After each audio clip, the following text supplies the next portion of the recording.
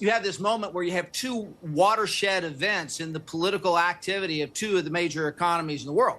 And so when you look at that, you're going to have is this portend for policies, not just, obviously the BOJ is independent, obviously the Fed's independent, people want to maintain that, but you still have corresponding fiscal policies that are going to affect long-term debt and what these countries have over time. So you're going to have within a 10-day period of time, you have two major watershed events in two of the top four economies in the world.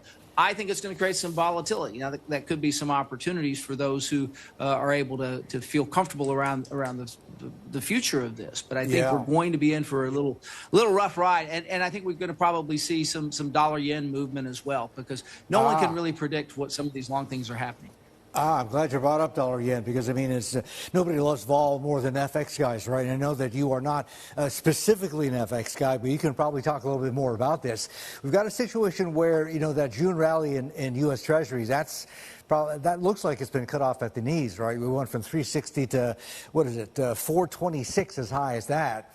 Right, which is helping dollars, certainly. Now that we've got this political situation in Japan, it looks as though they may not be able to raise rates, or BOJ, that is, may not be able to raise rates because they'll be constrained by what some of these small parties may want to do, which will mean the yield gap between the U.S. and Japan will either stay as wide as it is or potentially even get wider, to the advantage of the dollar and to the detriment of the yen, don't you think? I mean, some folks are calling 155 on dollar yen right now.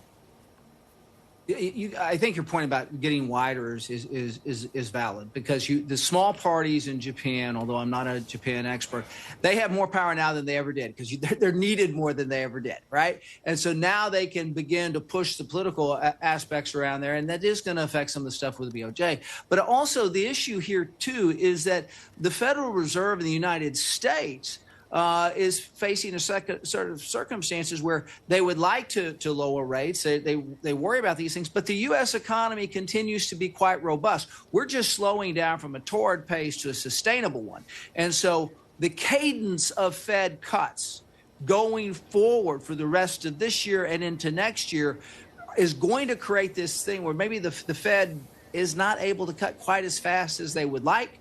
They're going to have to extend this out, because the U.S. economy still remains quite robust, and it's like we've said, you were driving at 90 miles an hour, now you've slowed down to 50. You feel like you're going really slow, but you're still moving 10 times faster than you can walk. And I think the robustness of the economy has put us in a situation where the Fed's always got to think twice about when and what's the next cut.